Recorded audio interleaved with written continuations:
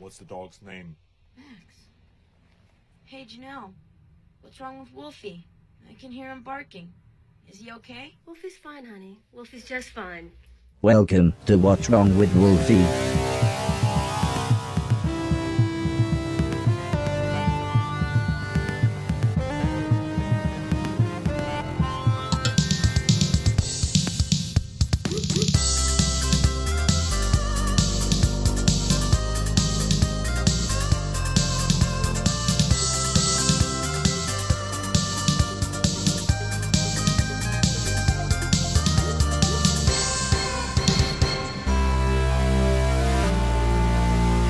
Greetings and welcome to this very special What's Wrong with Wolfie episode. And me and Rich had the much big pleasure of going to the OLL gaming convention in Norwich this past weekend. And this was your first visit to the whole gaming convention, wasn't it, Rich? And how did you find it, man?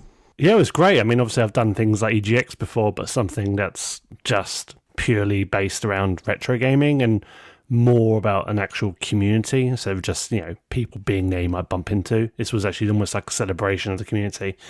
Really, really liked it. It was a really pleasant experience. Just felt very warm, inviting, seeing people from all different walks of life, and then people that obviously I recognise, even know personally, or just watching YouTube. It was quite nice, and actually getting to meet some of those people. Yeah, definitely.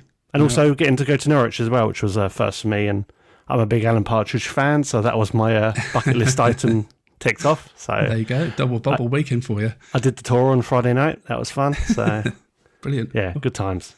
I mean, I went to OLL last year, and I was really impressed with how laid back it was. Like the hall was always busy with people, but it never felt overwhelming like it can do at other big events. And it was just a really nice, pleasant, laid-back event. And I was hoping for the same thing this year, and I wasn't disappointed. While we were at the OLL gaming event, we went around the hall and we grabbed some interviews with some of the attending guests. And this was a first for us, or for me in general, going up and trying to instigate an interview with practically a stranger, or well-known YouTubers or people. So it was a little bit nervous and a little bit apprehensive on doing it, but I just manned up and got on with it, and I think we grabbed. As I said on the Discord, and I think I said in WhatsApp as well, like, you smashed it that weekend. So I hid in the corner. My social anxiety just went through the roof, and I was like, I can't do this. And frustratingly so, but you did an amazing job. So. Thank you, dude. Appreciate that.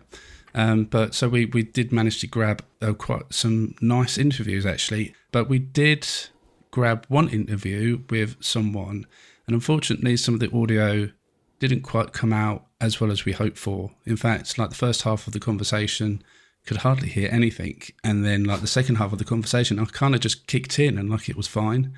But I was really gutted because the person involved is a really cool dude, and what he does for the gaming community is really very awesome as well. And I'm very enamoured with the project that he's involved in. So I was that gutted, and I was that determined to get him involved in the podcast. I actually just invited him onto the podcast. So if we can all put our hands together and welcome Rowan from... I didn't write down I've forgotten your bloody business name again. It's okay. Hi. Yeah. I'm Rowan. It's MPBUK. Thank you. Or just my name with an FN at the end. Do you know what? I thought it was being really smooth there. I kind of felt like smooth. I kind of was just eased the conversation into where I needed to go, and then I just fudged it out right at the end. That's just like my trademark. So, I think people would be disappointed if I just didn't do something like that. Such a big fan of the project, you didn't even know the name of it. Terrible. So it's a weird cumbersome of letters, really. So what does it stand for? It was a funny story. It was originally kind of just a throwaway, and then it had to make sense at some point. So originally it was just, you have a group of friends and you just go online and you call yourself something. So me and a couple of my close friends, we always used to call each other MVP, which stood for Master Blade Phantom. Because I like Zelda, he likes Kingdom Hearts, and, also we like the whole Phantom sort of Persona 5 stuff and all that sort of thing. And the UK had to come in because it needed to be more than 3 characters when I opened up an Etsy store. So that's what it was for ages. And then when I thought of renaming it or coming up with, oh, this needs to make sense because everyone's calling it stuff, someone just said, oh, yeah, MPP, manual booklet printouts and stuff. That's what it means. And I was like, yeah, sure, we'll go with that. And then I don't have to change a thing. So it's manual booklet prints UK. That's now what it means. Awesome. And like I was really gutted when I was checking back the audio, and then I came to our conversation, and the audio was just quite like that. But you know, in some ways, it was a bit of a godsend. Otherwise, we wouldn't be sitting here having this chat right now. So that's very true. I'm very honoured to be on. And I wanted to chip in a little bit earlier, just to say, you know, it was a great event, and you were absolutely fantastic. And stuff's coming over, and we had a chat and everything. It was lovely. I'll ask you about your old experience in a minute, but for anyone that's not aware of what you do, then can you just enlighten them a little bit? What I do, what I like to do and love making is little instruction manuals and booklets for the Nintendo Switch. Mainly, those are the ones I've made for the system so far, because they don't make them anymore and have little clips in there, and it really annoyed me. So I started making something. Was that the thinking behind it? Was you was looking at the case and you was like, something just needs to go there. I'm going to sort that out. Yeah, it was. It sort of irked me for a while, but like this was years before I even started something, and I started with Super Mario Odyssey, which looks completely different to what it does now on my like home printer and things. And then my hard drive died, so I quickly gave up on doing any more because I never wanted to remake it again. It took like too long. And when COVID hit, a couple of years later, COVID hit, and I thought, oh, someone must have made these because I want them to complete my little physical sets. I'll see what's out there, because if I've had the idea, surely someone else has as well. And no one did on Etsy or anything.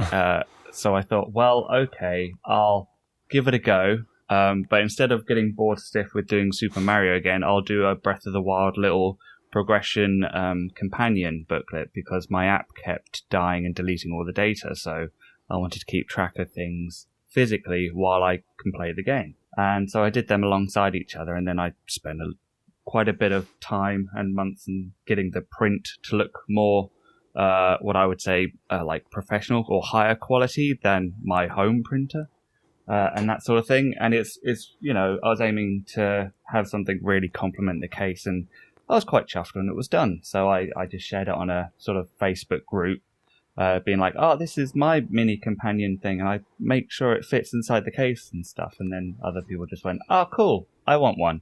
Yeah. And I was like, oh my God, really? And it kind of just crazily expanded from there. I was like, oh wow, okay, yeah, sure. And then, opened up an Etsy store and everything sort of shortly afterwards when COVID hit. And it's kind of just magically expanded from there and made more and keep making more, really, because it's just really fun and lovely to make. I thoroughly enjoy it. I'm not a graphics designer or anything, just like making them. It's fine. I mean, I mean, the detail that you put into the books and the way in which you lay it all out and stuff, it does come across like you've got some kind of history in graphic designing. But yeah, that's my assumption. So wow. Yeah. Thank you. Fair play. Thank you. Yeah. Well, I know. My graphics designing goes sort of just photoshopping a friend into a funny situation for a laugh.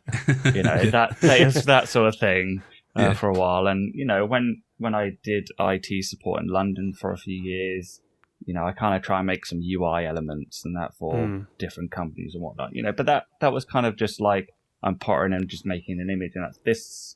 I've learned a lot during this process that there's many different layers and elements to making it, which if you ever compared earlier work to the stuff now, you can see the difference. But yeah, it's I wouldn't ever really class myself as an actual trained, gone to uni, got like massive sort of master's degrees and everything in graphics design. It's just I kind of play the game. I got an idea of the styling and theme that I wanted to make, and sort of just use my eye to just say, that looks good and hopefully works well, and this doesn't look as good, so what can I do to try and make it fit well? And a bit of sort of OCD-ness with it does take over, Yeah. which I have to like bury the hatchet at some point, otherwise nothing would ever get released. Yeah, exactly. But yeah, no, I mean, I remember finding your work a few years, it must have been, a few years ago, and I was really like taken aback by the idea because, like, I mean, we kind of understand why we don't get instructions manuals anymore. We've got the internet to do all that with now. We get like tutorials at the beginning of games. And so the instruction manual has kind of faded away, and companies trying to be more environmentally friendly in some ways, so they don't use as much paper, etc., etc. But the instruction manual was a part and parcel of buying a new game, wasn't it? Like the ride home on the bus or in the car, that was the first thing you did. Oh yeah, on the way home in the parents' car when we got a new game from Blockbuster or something. And I even take them to school. I remember and flicking through and trying to learn everything about it before playing at home. It was a big part of a physical package, and for me having these in the cases when there's clips there and everything, it made it look more complete. This is what a physical package should include or roughly look like, which I was like, oh, that's really nice, and then I was like, damn, now I've got to do so many more. I was like, oh no, it's a spiral out of control sort of situation. Yeah, because there's still a demand for instruction manuals. I think like people still want them for their games for many reasons, nostalgia reasons, and I guess for usefulness of the information that's normally kept in there. You play a game, you put it down, you don't go back to it for 6 months. You ain't got a clue what the controls are, and if you had the book, you could just remind yourself quickly and then crack on with the game. But now you just have to like restart the game and go through the tutorial again just to remind yourself. Oh, 100%. I mean, I thought I was quite alone in sort of wanting something that I could reference back to when needed. But yeah, it was really so lovely and overwhelming when other people were like, oh my goodness, I've been missing this. Yeah. This is great. This is something what I want. And you're exactly right. There's been many games that I've played, I mean, even take the sort of Breath of the Wild one, for instance, with 900 Korok seeds and all the shrines and side quests and that. I haven't played that game for like 5 months. I come back to it, I am completely lost, in what's where and what's going on. And there's games with the controls and everything. It's great just to have that reference to. Yeah. And that bit of information. And also I find it helps shorten the tutorial section. Because for instance, you have like Metroid Dread, that's great, here's the controls, and then bash, you're in the game and it has a difficulty spike. But I think I found like even when Pokemon Legends, I was doing that one, they're still doing a tutorial stuff like 2 hours into the game. And that for me, I'm like, that's a bit too long for a tutorial. I like a bit of challenge and sort of progression. And if I'm still learning stuff 2 hours into the game at a quite slow pace, it's I feel like it kind of takes you away from actually trying to enjoy the game experience. Yeah, exactly. We don't want too much hand-holding these days, do we? It's just a bit too much. I mean, I feel like, obviously, the practicality aside as well, I think so much of it, I don't know if it's just more recently, but there's been such a drive now for preservation. I feel like that's probably accelerated the demand for manuals, because I think people look back to when they got like the full package, whether it was a full game on disc or, the artwork, the manual inside. I think people were kind of yearning for that presentation of yesteryear and having everything be complete, because everything does feel so kind of fragmented now. You have to go online to look for controls or tips. You have to get DLC or patches or, do an additional install to download the full game. I think it's that little piece of what people remember, and obviously, it's a generational thing. I don't think you've got kids like yearning for a Fortnite manual. It's it's our age bracket are like the ones that are like, if only we could get manuals again. I think it added. I know it's quite a shallow way, but added some weight to and heft to the case as well. So it felt like the purchase was more substantial. Everything just feels so airlight now. There's nothing inside there other than a disc. Or, God forbid, a download code on a card. Oh, God, yeah. Well, even in the Switch's case, you open the case and there's just like this little mini cartridge at the bottom, and then that's it. And you're like, oh, yep. Inside's all white as well. There's no like effort. It's just, yeah. And like the manuals that I bought from Rowan over the weekend and put them in, and it just makes it feel complete. I feel like I've got a complete package now. Aw, thank you. I mean, I'm quite jealous you're the one that got to put those inside the cases. I bet that was a really nice feeling, like adding that in. And Yeah. like it was meant to have been there all that time, and you've just like managed to, rediscover it and buy one online second hand and just pop it back in the case where it belongs. So that's quite nice. It was a very satisfying slide. Aw. I have to say, with thank you so much, Robert. With the slide, there's because during this I've experimented with how big I can make manuals and such, and there is one that is pretty much more the max side, because when you try and get it in, the clips are like, oh gosh, I've never been used before. Like, this is are you sure you want to do this? I'm like, oh yes, I do. The Luigi's Mansion 3 one was a bit of the clips were like, oh my gosh, no. Yeah, that's they 44 thought back for a second. pages, I think. 44. Yeah. The biggest one is 3D World at 56. Oh, okay. Maybe go up to 60. And any more than that, the clips actually start looking like they're going to start bowing the case, which you never want to do. No. I'd say. So, but yeah, they really didn't like that manual as much. But after a couple of tries, it was like, oh yeah, this is fine, So Cool. you had to ease them into it, bless them. Well, yeah, I definitely recommend to go and check out Rowan's work. I mean, the instruction manuals that he does create for the Switch games, they're all very lovingly created with fantastic details inside. And I mean, you wouldn't be able to tell the difference on Nintendo making these themselves. So I'm sure Rowan will give out the details on where you can find those at the end of the show. Oh yeah, definitely. Thank you.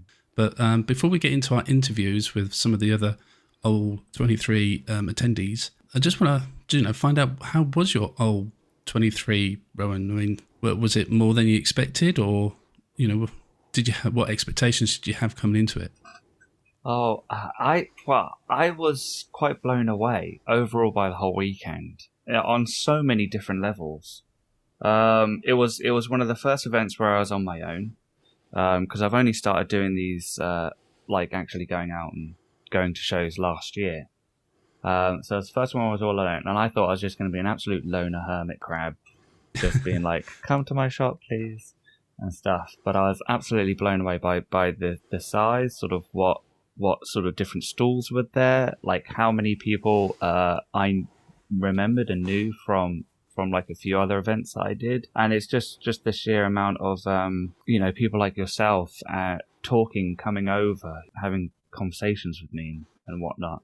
And it was that's a real just great experience. I love talking about these and the gaming stuff in general, and so that was so great. And the people around me were just blooming marvelous. I've never made so many new names and friends and stuff that I've got to remember, because I'm terrible with names. You and me both, mate. You and me both. Yeah. Faces, fine. Names, terrible. I mean, I get what you're saying. I think that's one of the biggest things I enjoyed about the convention as well, was just meeting a ton of people that I follow on Twitter and never really been able to put. Well, and some people hide behind the graphics, me included. So, you never really know what they look like sometimes, and it's just really cool to meet them in real life and see.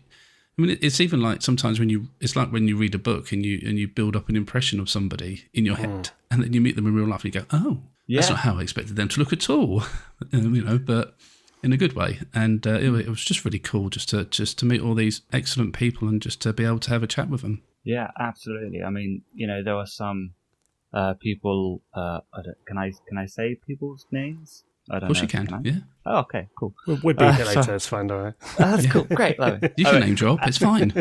No, well, as you know, Did You Know Gaming was there, and Stuart Ashens, and that was there as well. And one of the things, because I hear the voices a lot. Yeah. It's rare you get to meet the people, and I just loved the way that they're just so calm and chill. And I was a bit drunk at that point, but we spoke for ages, and had a jolly old chat. So yeah, I say drunk, I had a couple of drinks, but yeah, it was really, really just great to all people from different areas.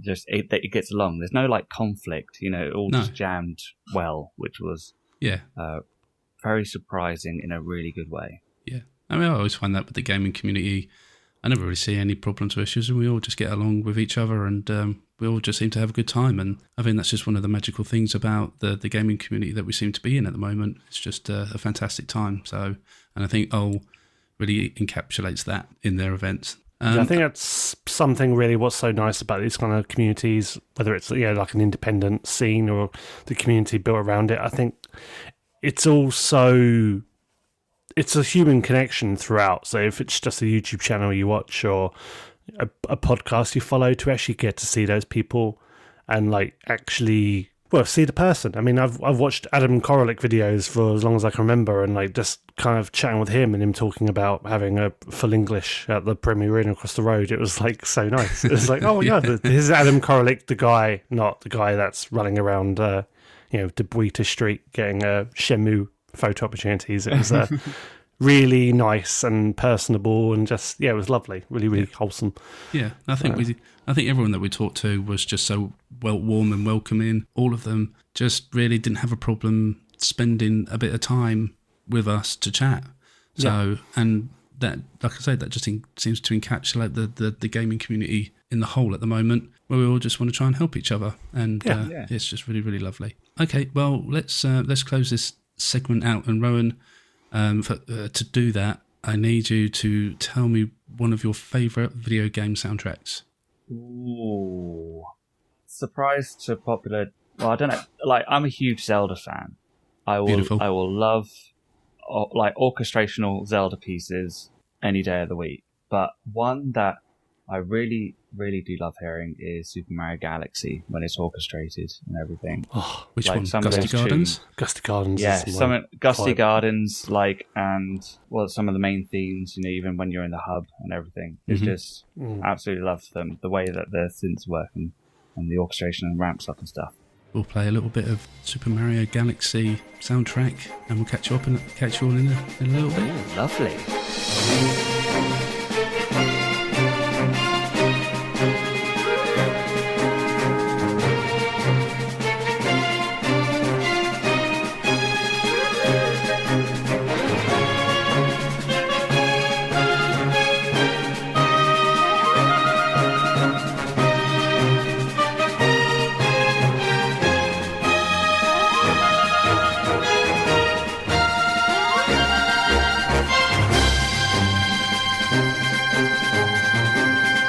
But let's get on with the interviews. We've got 8 interviews for your listening pleasures that we managed to grab at the OLL 23 gaming convention.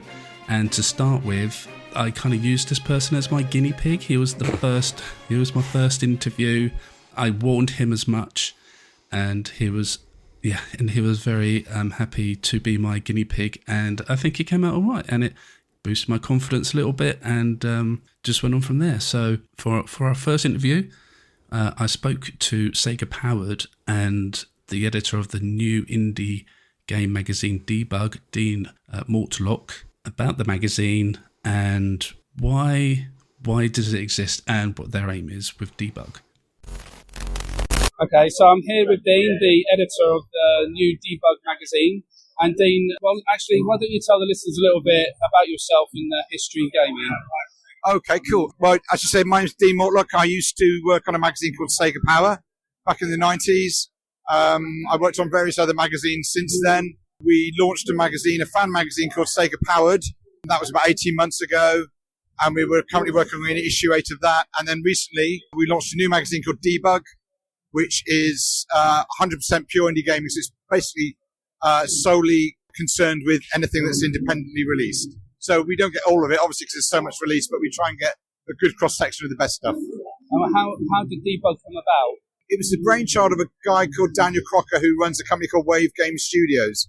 And they have been releasing independent Dreamcast games for the last 2 years.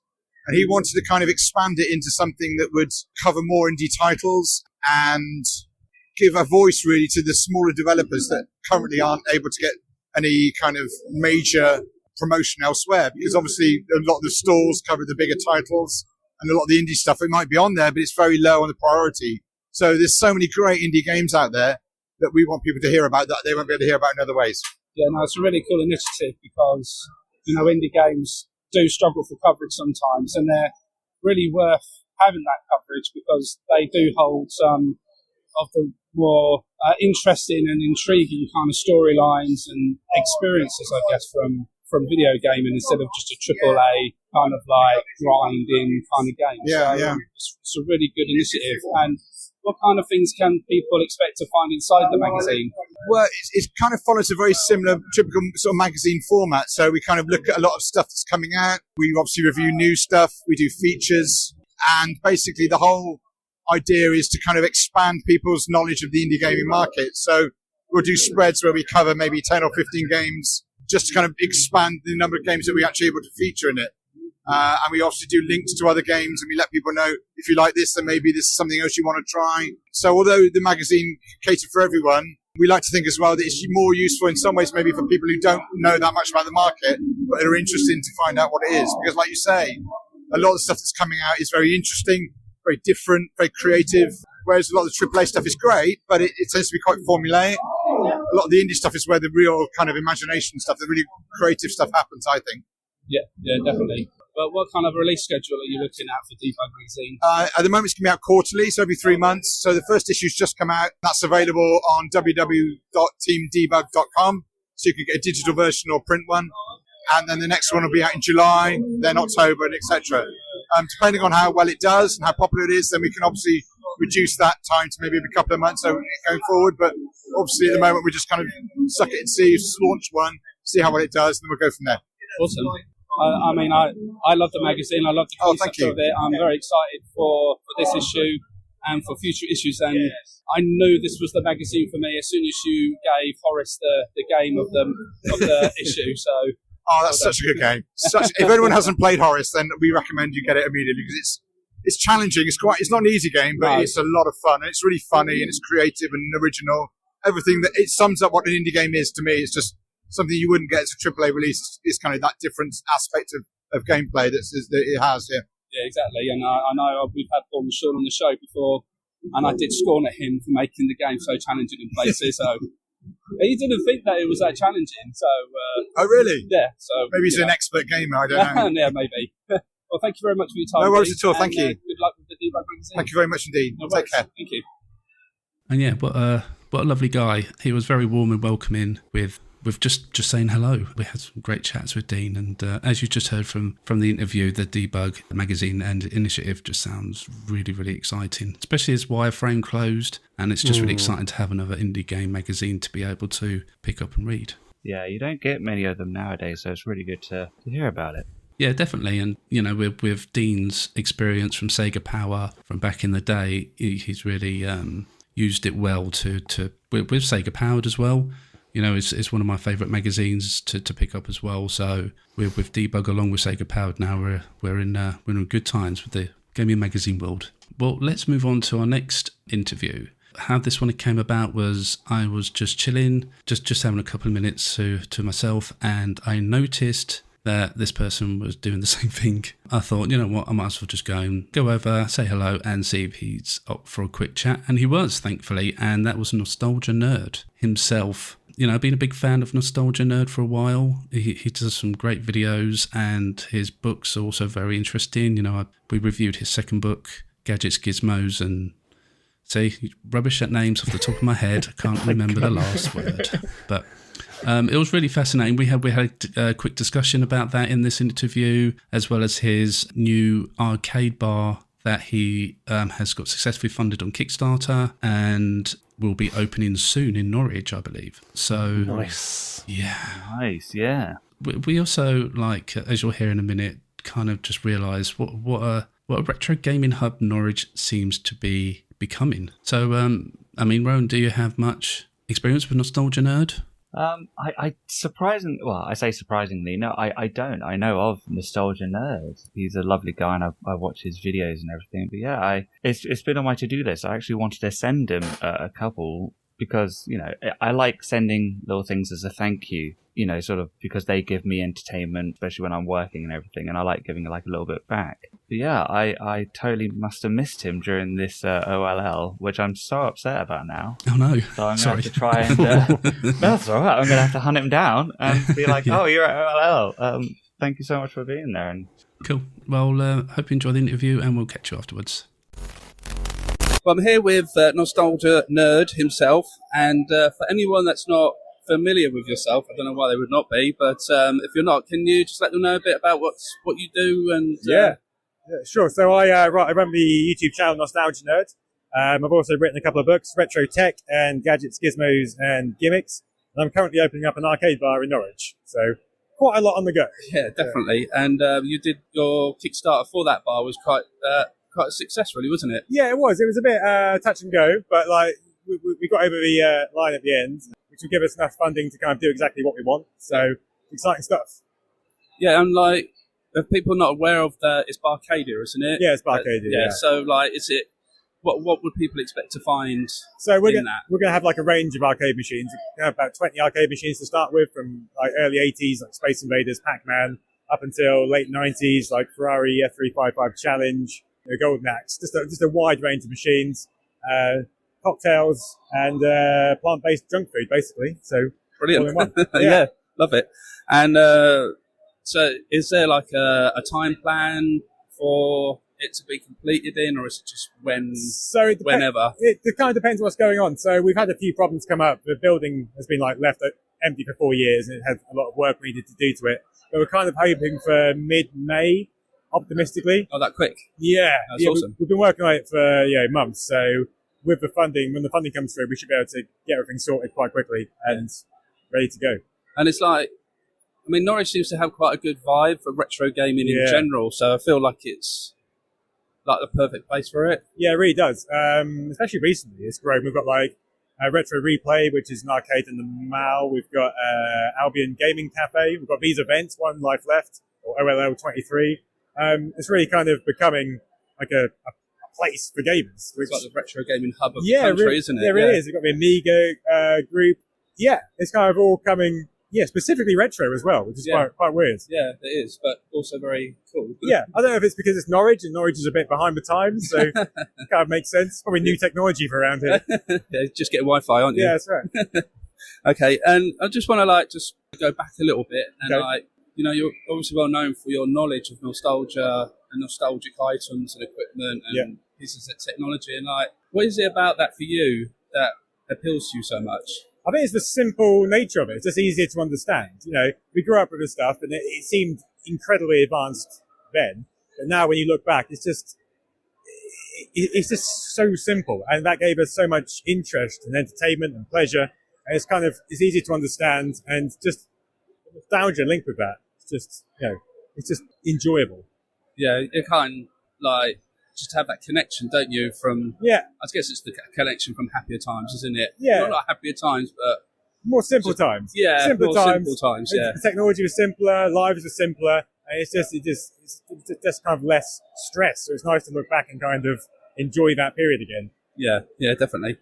And you mentioned about your books. Yeah. I want to just quickly talk to you about those. The first one, the Retro Tech. Yeah. What kind of stuff would a person expect to find in that? So Retro Tech is just kind of like, it's a gaming kind of journey from all the consoles and computers, which I consider important, I guess, to the UK mainly. I mean, but it applies to other countries as well. And just like a journey from the 70s onwards, but also like a breakdown of the fundamental games on each system. So the best looking game, the best game to play, and the worst game. So you get a kind of broad spectrum of what's going on throughout that time period.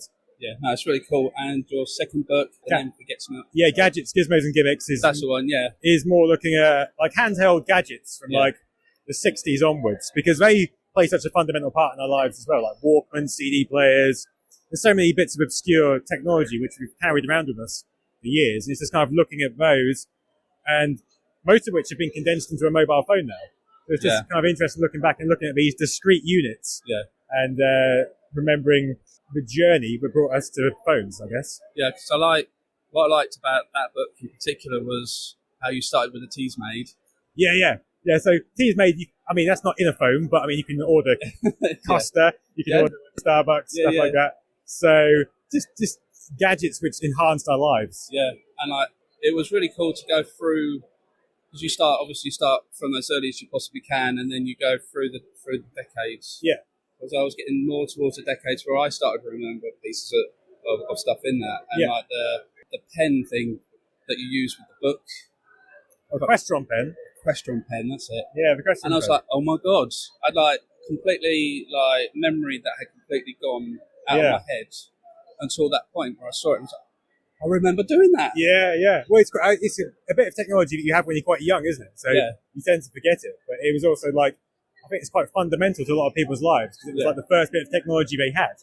And it's like, how does this pen kind of know when the answer is right and wrong? It's kind of, it's almost like the first introduction to binary almost. And it's kind of like that triggered an interesting computer, I guess, for a lot of people. It did for me, I think, especially. Yeah, definitely. Because obviously around that time with the Spectrum as well. And kind of stuff, it was a good time. Yeah, so if people can find you, I'm sure you're quite easy to find on YouTube. Just go on Google. Just under Nostalgia Nerd, aren't you? That's it. Just type in Nostalgia Nerd and you'll get everything. Beautiful. Well, thank you for your time. Oh, thank you. It was a pleasure to speak to you. Yeah, great to meet you. Cheers, dude. Cheers.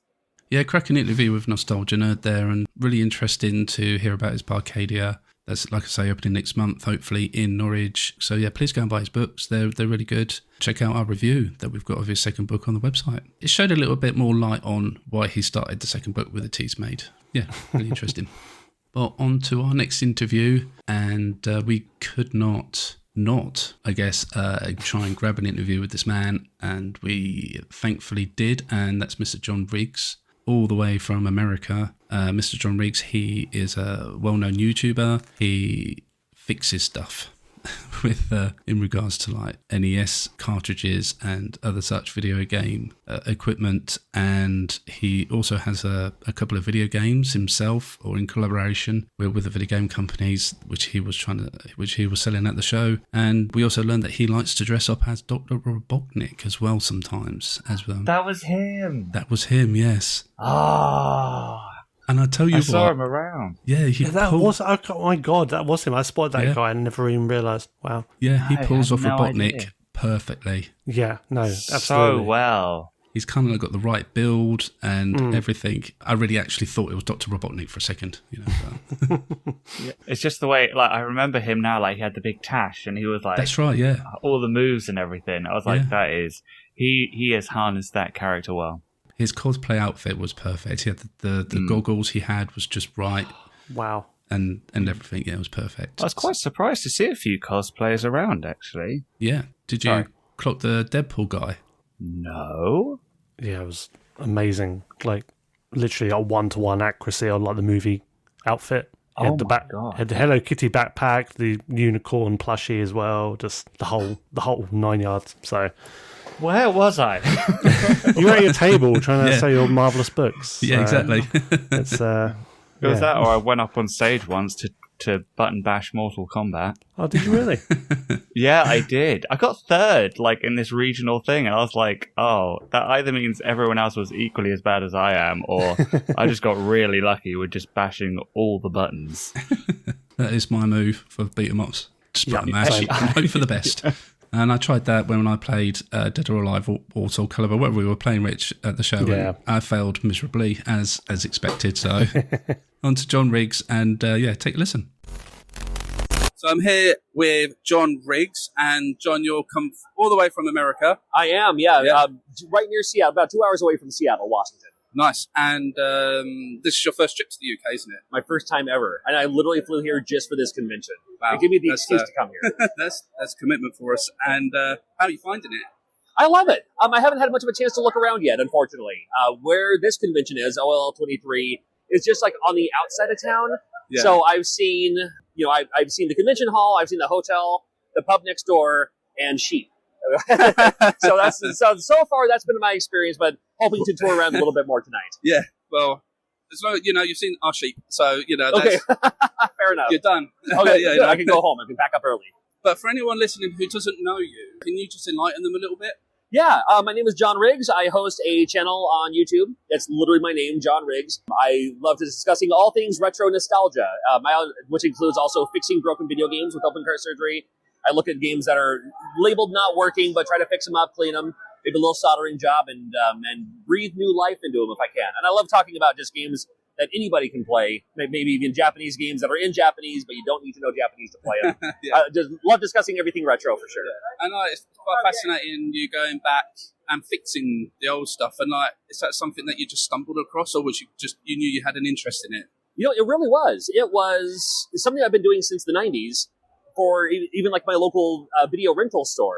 They knew me as a customer that would come in there, but they would keep the games that were labeled as not working. They put them on a shelf for me. And so I would come in, they'd say, oh, here's a few more games for you to try to fix for us. And I would do that in exchange for free video game rentals. Oh, nice. That's kind of how I was able to smooth through the system with a little barter exchange. Yeah. Yeah, definitely. You also got a game yourself. Is that right? I have. I have a game. I have a couple of them. But yeah, I have a Yeah Beavis 2, as well as a game called Serial Cafe, where it wasn't all just me, but it was a collaborative effort. Yes, they're mine. I call them my game. But I didn't do literally everything as far as the coding goes, for instance. But very proud of it, though. Yeah. And are they, I mean, I can see them here. They're available now to purchase, aren't they? They are. The main one I have is called Yeah Beavis 2, which is a silly name. But my channel has more information on why it's called that. Made it for the NES, or NES here. So it's available on the Nintendo Entertainment System. And then from there, I was able to port it to the Dreamcast, port it to Game Boy Advance. Also available digitally on Switch and Steam. It's in the eShop right now. Oh, nice. Yeah. So it's quite easily accessible then. It is, right. Yeah, because not everybody has old Nintendo systems, or even the ones that work. So yeah, that's the trouble, and obviously as time goes on, they get more expensive to purchase, don't they? Want to give people some options. Yeah, definitely. Well, that's really cool to know. And I just want to quickly go back to your YouTube channel before we let you get on with your day. And what do you think has been your favourite video that you've produced onto your YouTube channel? It's funny. A lot of people think my open cart surgery stuff is my main focus on the channel, but I love doing convention tours. I love flying out to conventions. I'll have a video on this one here at OLL 23 in Norwich. But I love traveling. Love doing those convention videos because they're easy for me to just cut and edit and just record on the fly. But when I'm at home, I love covering just here's a bunch of games that you've never heard of. Here's a whole load of Super Nintendo games that maybe you passed over because everybody was playing Mario Kart, everybody was playing Super Metroid, but nobody ever talks about Skulljacker, or nobody talks about maybe Rock and Roll Racing or something. So it's fun to showcase those games that don't get enough love. Yeah, I like how you just mentioned Rock and Roll Racing. We it's a favorite. A fondness for that one, especially Rich. Yeah. Oh, best soundtrack ever. Can't go wrong. Yeah, definitely. Right. Before I let you go, we just need to know: do you have a favorite video game of all time? Of all time, my go-to answer is Zelda 2 for the NES. Not that if I looked at every game, is it my favorite video game of all time? Maybe not. Does it hold up well? I think it does. Others might disagree. But going back to when I played every video game I've ever played in my entire life, and going back to the first time I ever played those games, I had the most joy playing Zelda 2 for the first time. It was just this huge open world. It took the elements that I love about platforming and action games, a little bit of the RPG mixed in. To me, it was the perfect game for the time. It's a nice choice. Yeah, thank you. It's not everybody's choice, is it? I mean, everyone looks at Zelda 2 as the black sheep of the franchise. Well, and it doesn't hold up, especially people who grew up with Ocarina of Time. They grew up with Link to the Past, maybe even newer kids now who grew up with Breath of the Wild for their first Zelda game. Oh, look at video game history. Where did the Zelda games come from? Let's go back. And then Zelda 2 is that black sheep. But it was during a time when Nintendo was taking chances. Super Mario Brothers 2 is insanely different than Super Mario Brothers. Yeah. But just enough. It was during a time where we just kind of accepted it as, here's Zelda 2. All right, it's Zelda 2.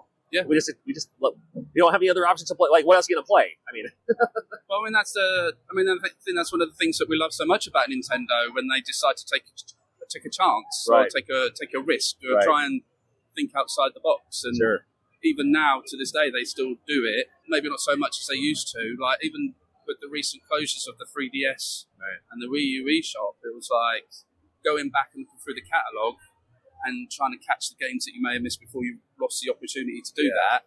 And you saw all these innovative games that Nintendo tried to do and things like that never really kind of caught on. But I just really appreciate that they tried. Right. So. Well, they can still try, but now we have something called the internet. So as soon as somebody does take a risk and make a game go in a completely different direction, they get criticized, usually for the negative. On why are you ruining my favorite game? And now there's a much more broader outreach of communities of people trying for, Ugly Sonic, for instance. Oh, God, it takes the internet to say, like, the studio actually changed it for the better at the end of the day. I was going to say, did you like Ugly Sonic? I would have. I still want that version of it. I still want to see. I still want to see the Ugly Sonic cut. I did like Sonic the Hedgehog the movie. I thought it was great, but I would still love to see that Ugly Sonic version sometime in our lifetime, maybe. Well, did you ever catch the Chip and Dale movie on Disney? I did. That was hilarious. Yeah, like that. He at least made a cameo. Exactly. I mean, that was just perfect. I loved it. Brilliant. Right. Well, thank you very much for your time, John. Oh, my pleasure. Really appreciate it, Thank you. We'll let you get on with your day. I hope so. Lovely. Thank you. Lovely guy. I had a great time talking to John. He was really warm and welcoming, and he was. Really he was just really, really, really lovely. I wish we could have had more time, I guess, but he's get slightly wary about taking these people's times up, and they're tired, they're knackered, they've had a long time too. This was on the end of the Sunday, so yeah, I'm sure he would quite knackered by then. So we try to give him the space he probably wanted.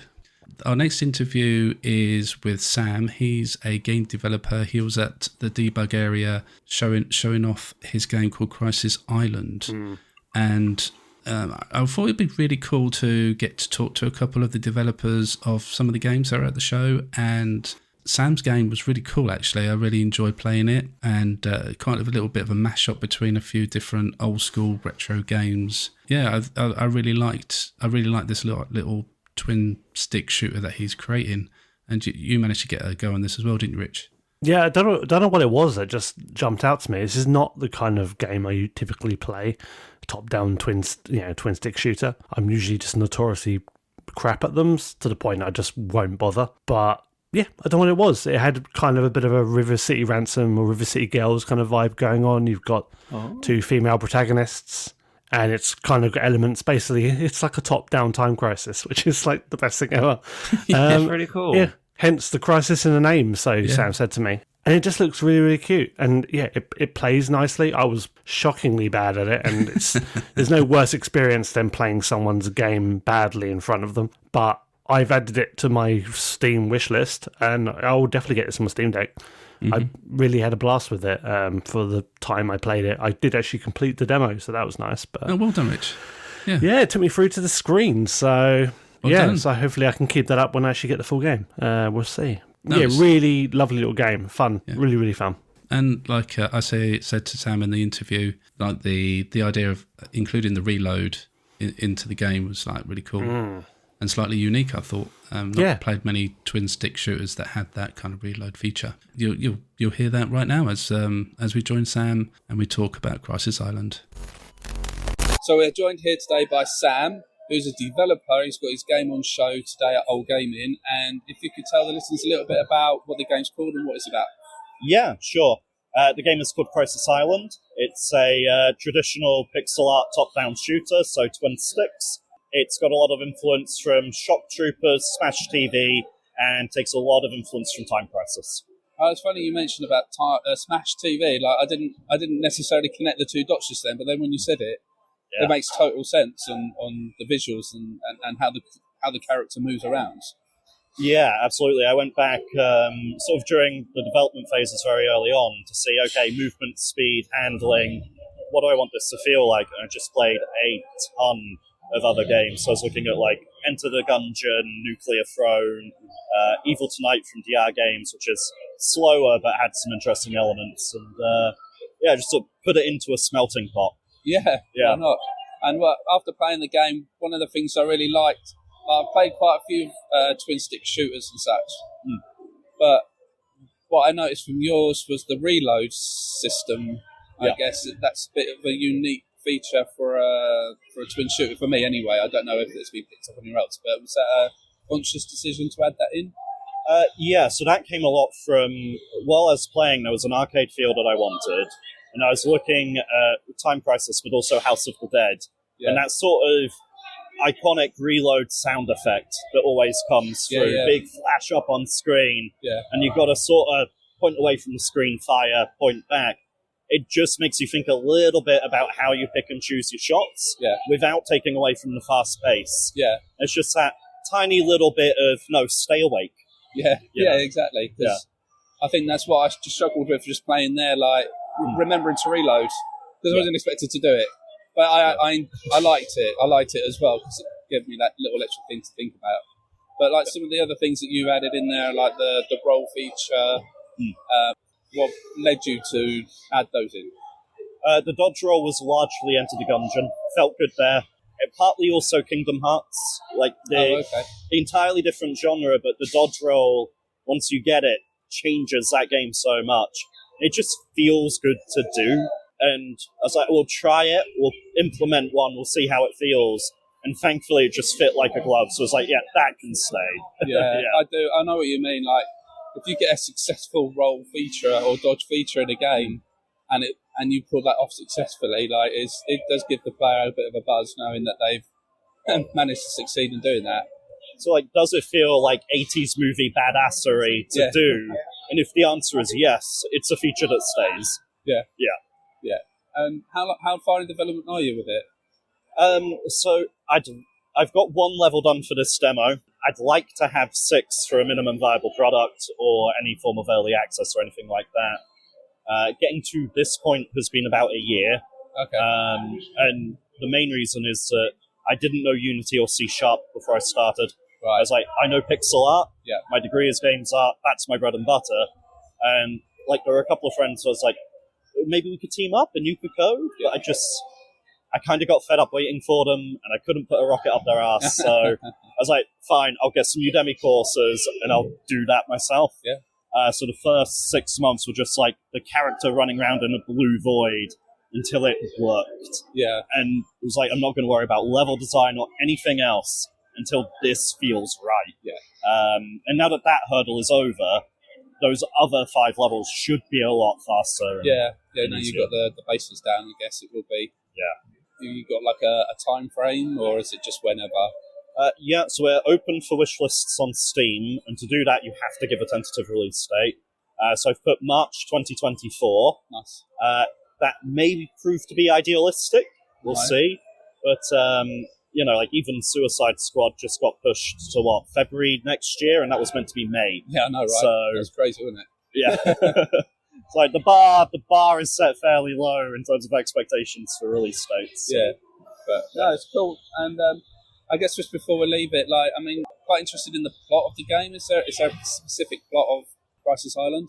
Yes. So not implemented for the demo yet, but the plot is mapped out. It is essentially the president's daughter has been kidnapped and strapped to a nuke. Because of course. I'm in love already. Yeah. You're going to have a gruff commander in between missions. You're going to have... And the nuke is pointing at the secret coordinates of the base I'm giving you these instructions from. Jensen the Chopper! Just abandons you. Brilliant, yeah. Yeah. Awesome. I really look forward to catching some more of your game. And is it just on Steam, is it? It will be Steam initially, yeah. So I'm still doing a day job to pay the bills. Yeah. This is very much hobby in the evening, which has been growing legs. But once it's on Steam, if there are avenues to get it on PS4, Xbox, etc., fantastic. But Be a perfect fit for the Switch. Oh yeah, I think it'd go down a storm on the Switch, especially portably. But I haven't thought about publishers or consoles yet. But yeah, so get a version out, go from there. Yeah, awesome. And before we just leave you, Sam, I need to know, what is your favourite video game of all time? Sonic the Hedgehog 2. Oh, that was easy. Yep.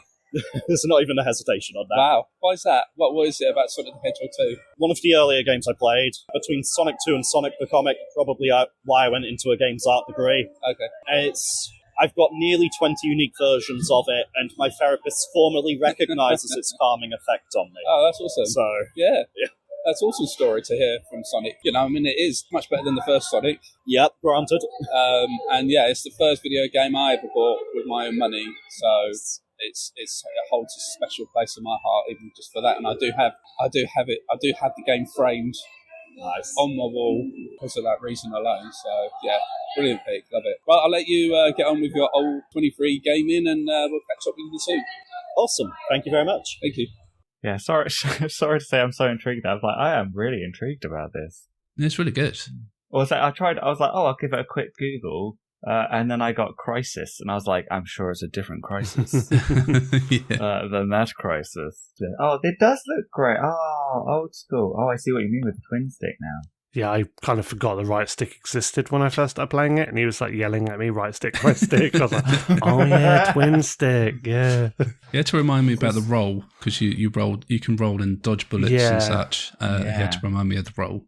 But yeah, the time I played it, it was quite satisfying, especially shooting the exploding barrels and just taking out a bunch of guys. That was pretty cool. Yeah, you can flick it to the shotgun, and then, I was having a great time with the shotgun. Yeah, add it to the wish list there. Thank you very much, gentlemen. Awesome. Well, on to our next interview with the Lost in Cult creator, the owner of the company who creates the really lovely lock-on journals, and I've been a really big fan of these ever since Volume 1. They're really nice, high-quality books that are just cover... Well, they seem to have a main feature in each volume, but then they also make space for written pieces on any particular game from any particular system. Yeah, they're just really nice books, really nice coffee table books to have. They also smell very nice. Yeah, as well, they do smell really good. They whiff. Yeah, they're just real nice, loving homages to video games, and great preservation wise as well. So I couldn't turn down the chance to talk to Jon about the lock-on books and about some of the future projects that they're working on. So please take a listen. So I'm here with Jon, who is the owner of the Lost in Cult Journal books. And Jon, can you just let the listeners know a bit about Lost in Cult and what the aim is for them?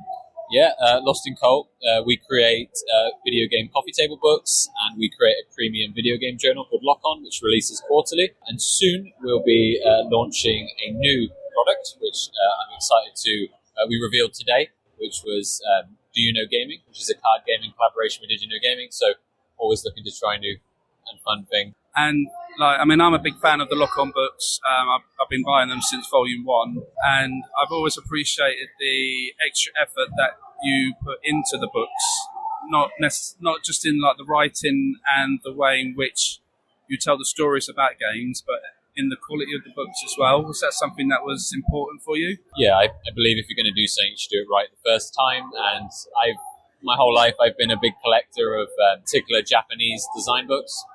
They're always very high quality, and I wanted to take that level of permanence. So I feel if you're going to make something and use resources, and it has to be something that you can keep on your shelf for the rest of your life, be able to pick it up at any point and it feel just as permanent as it did the day you bought it. So that's one of our main ethoses, to make sure we're always hitting as a high quality bar as we possibly can for both us and the readers.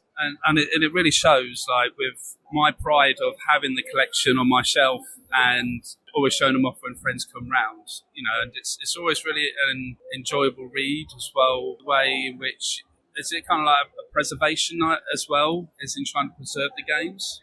Yeah, so before I did Lost in Cult, I did a lot of private consulting work in I would say the video game scene, but a lot of that revolved around video game preservation and trying to get developers to treat games as more of a cultural cornerstone than just something they would throw away. So yeah, I was doing that for a few years, and Lost in Cult became a great avenue that I was able to at least try and preserve some of the culture.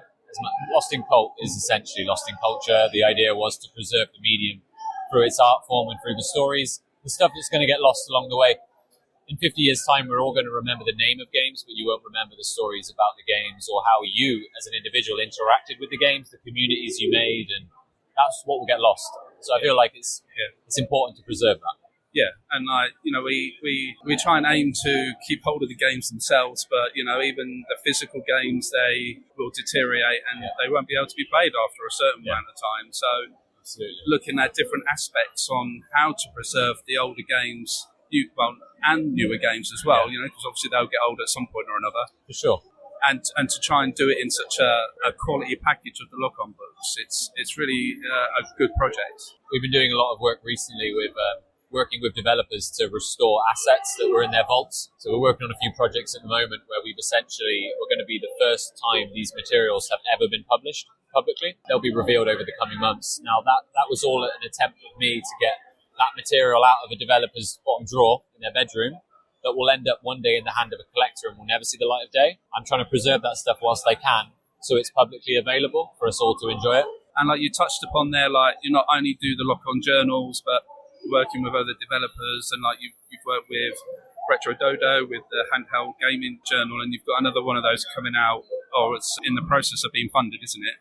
Yeah, that funded, I think it's funded last week was the exact time, and it's currently in funding for the next 20 or so days. We've collaborated with them again. This time it's a 400-page book, so it's nearly twice the size, and we've done something a little bit different. It's never really been done to this scale before, but we are releasing multiple of these books across the next few years, and each one is going to chronicle a period of time. So that is currently around about half a decade. And within that, we've got interviews of people like Chip Tanaka, Tetsuya Mizuguchi. We've brought them in to talk about the legacy of gaming. So this first book is 88 to 95. So it's chronicling the rise and fall of the Atari Lynx. We're looking at the resurgence of various kind of different developers that moved on to handhelds.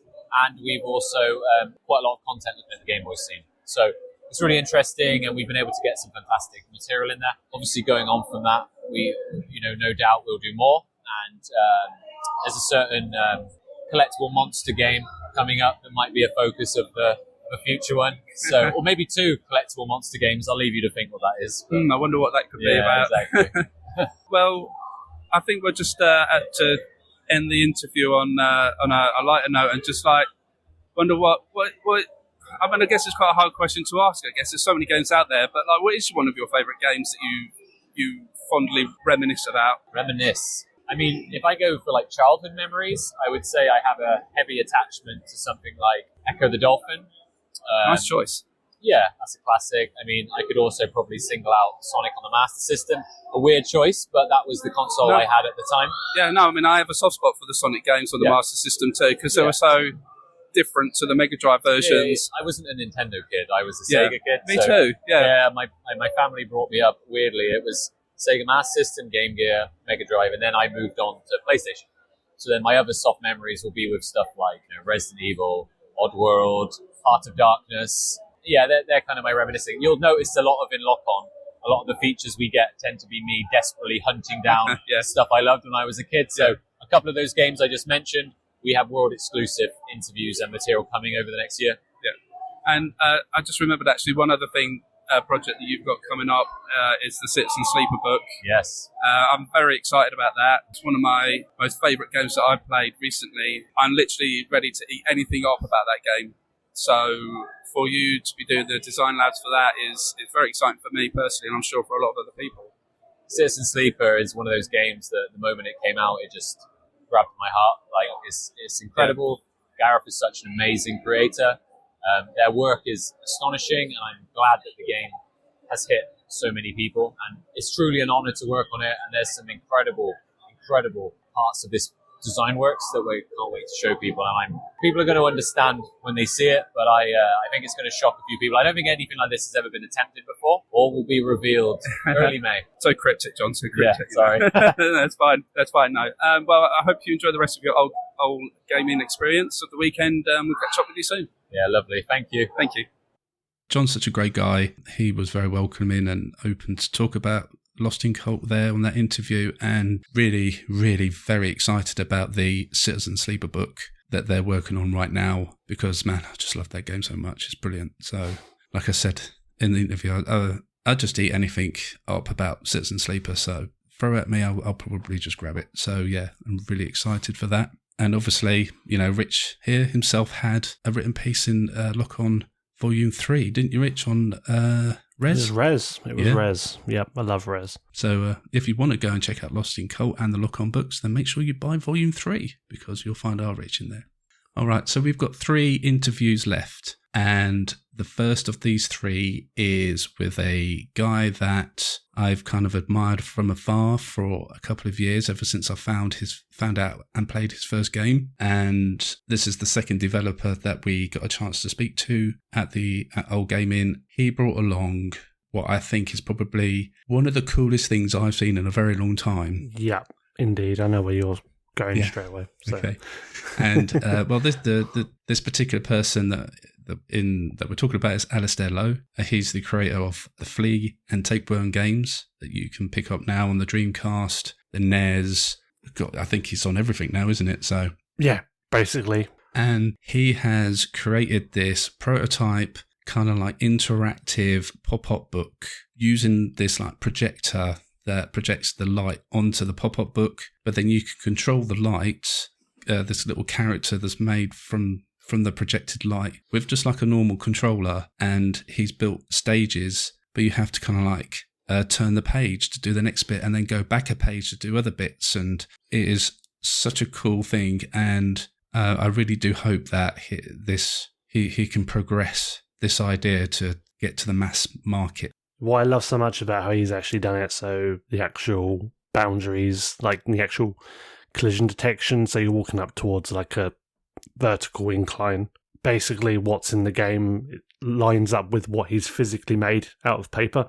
So your character's literally stopping at a physical, obstacle. You can't proceed past it, so you have to jump up onto it. It's just kind of breaks your brain. It's kind of so simple, but it's hard to kind of convey into words. You just have to see it. Like, if you haven't seen it for yourself at OLL, like seeing it on YouTube, it is really, really magical. So yeah, take a listen to Alistair as we talk about Flea and about his prototype pop-up book.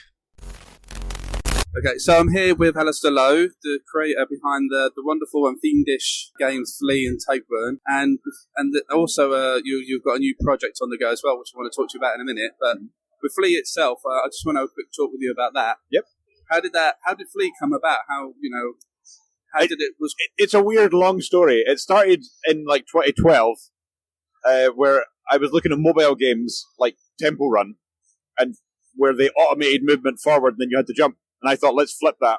I think it was before I seen Doodle Jump as well. Oh, okay, yeah. But I was like, yeah, let's do that. But I also had a weird movement thing, and that it basically turned into what Flea Jump is now on Android mobile.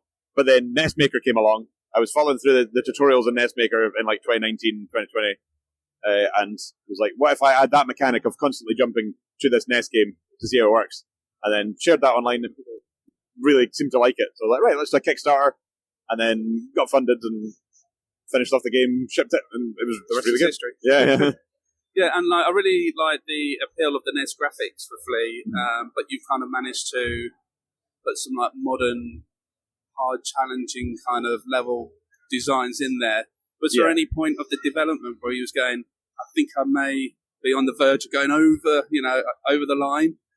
Definitely, and yeah, I did think of more modern gameplay mechanics in this retro game.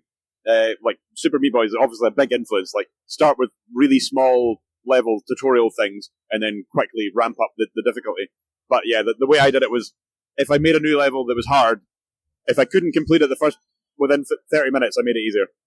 That's because the initial designs sometimes were really, really, really frustrating. Yeah, and some of them were actually impossible. So, but the magic of Flea is that it just has that kind of one more go. Yeah, definitely. And that life thing, you're like, right, I need to do this in the next 5 lives, otherwise I'm dead. Yeah, and you don't want to put it down until you've completed this challenge on this stage. Yeah, but and then you get to the next one, you're like, oh, this one looks easy. Exactly, yeah. Exactly. I do that. I do a mixture of easy and hard ones so that you have that thing of like, oh yes, I'm getting good. Oh crap, this one's really got me. Yeah. And is that quite hard to do when developing the game, to get that kind of... I bet. There's some that I feel I've missed the slope a little bit. Like, some should be a bit later.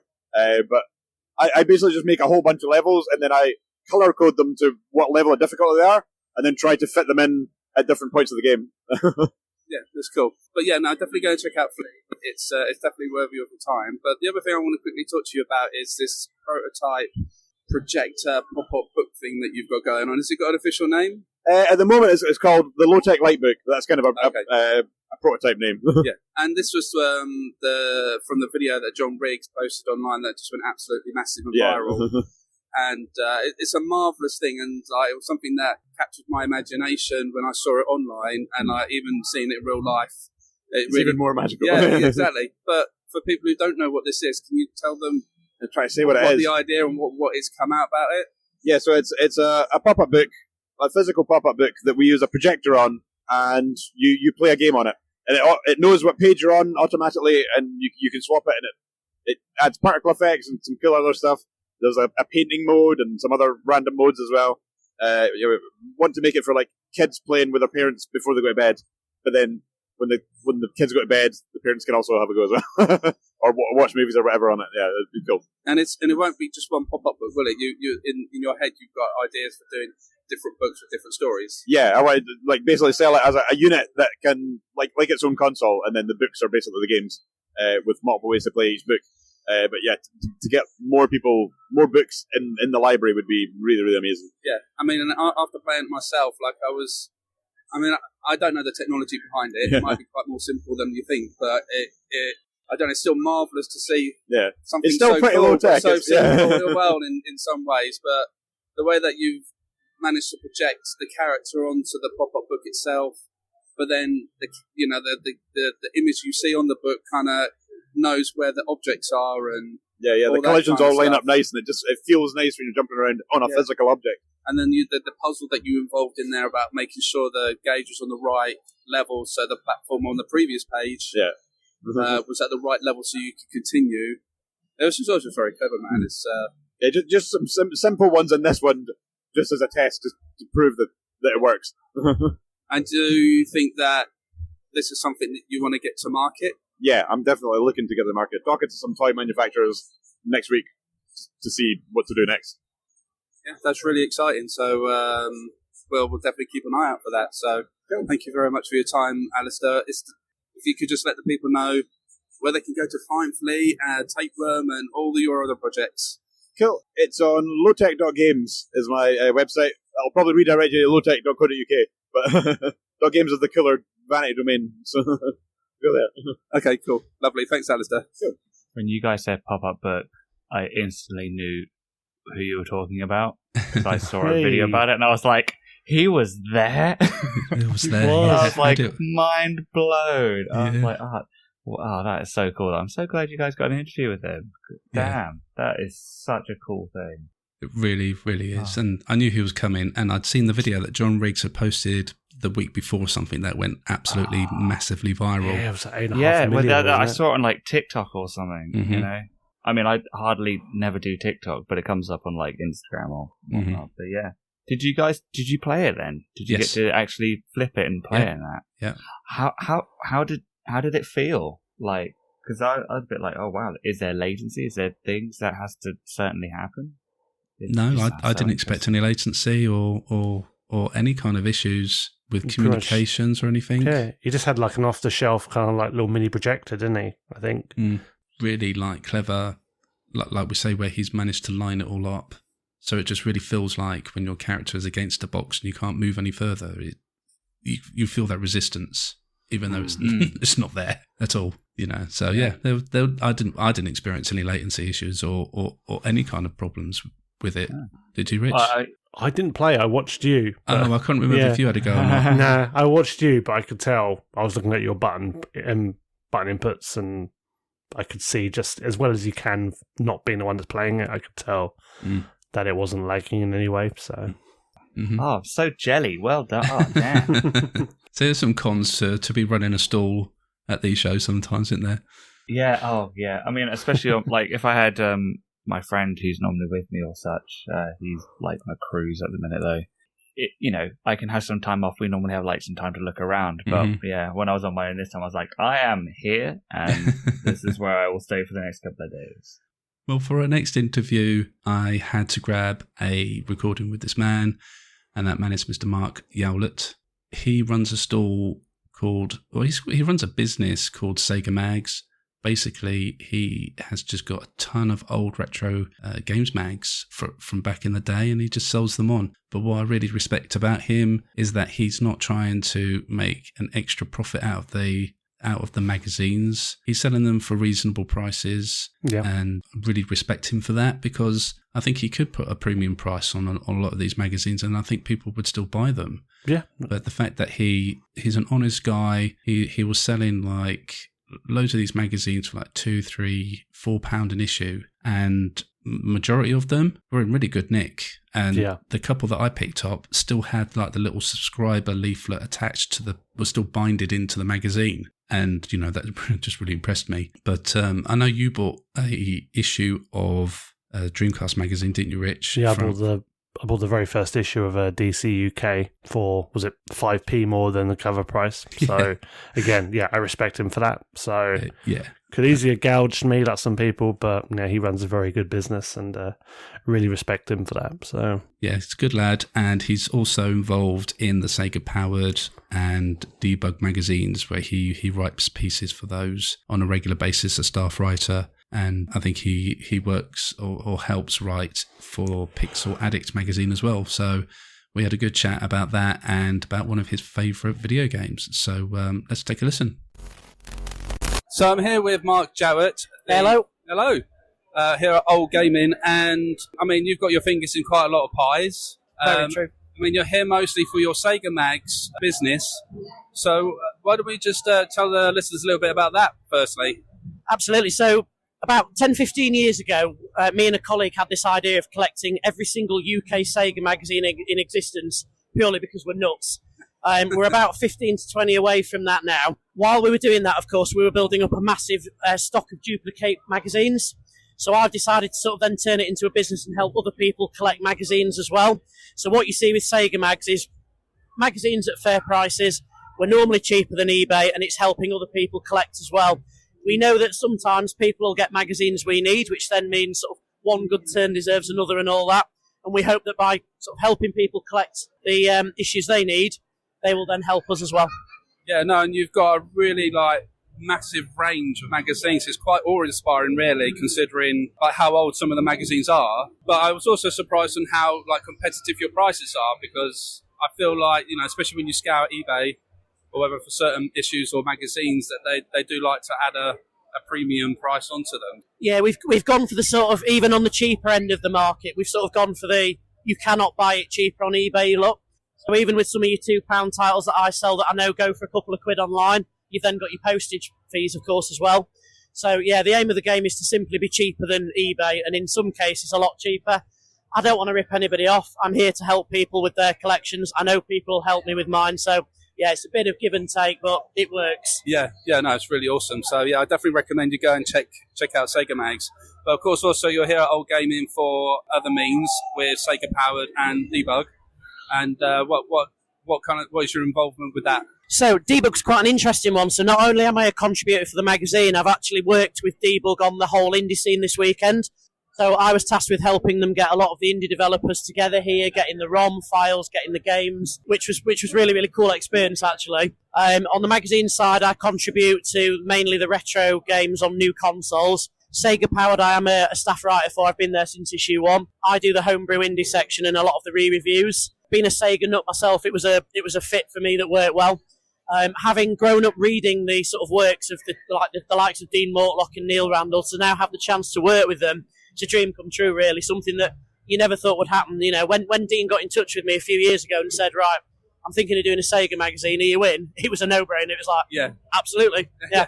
And with you say about the homebrew section of Sega Powered, was that something that you was happy to jump onto? Yeah, so we actually had somebody else do it in the original issues. There was another guy doing it, but because I was well connected and I was sort of going after them, it seemed a natural fit for them to ask me to do it permanently. It's a brilliant rabbit hole. It's led to me being part of Debug as well. I say on the side of the indie stuff, helping Dan with the indie games here, and contributing on the magazine on the retro side. I've sort of, as you say, I've got a lot of fingers in a lot of pies, and a lot of these developers now come to me. What we found with the whole indie scene was there was a lot of games that were being done by solo developers that had no exposure whatsoever. And there's a lot of games out there, and it's criminal they're not getting the exposure. I've reviewed a lot of games. There's some games that wouldn't look out of place on a Mega Drive back in the 90s, for example.